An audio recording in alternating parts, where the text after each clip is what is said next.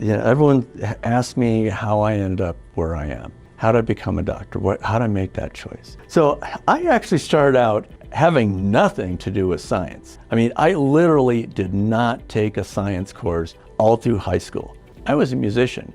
All I cared about was jazz. All I cared about was playing. And in college, gears started to shift and things started to change.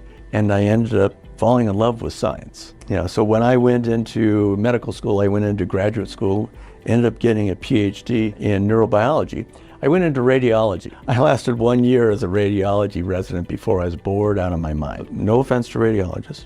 So I switched to psychiatry and haven't been bored a day since then, because this is an amazingly developing field. What we think we know about psychiatry, it's all wrong.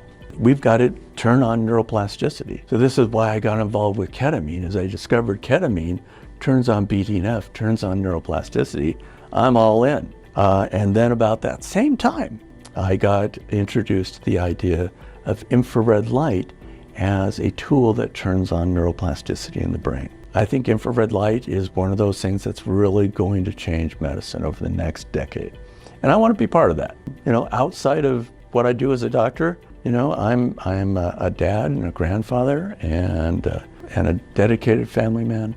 My favorite thing to do is get up in the morning and write. And so that's where the papers come from, that's where the books come from, is, these early morning writing sessions.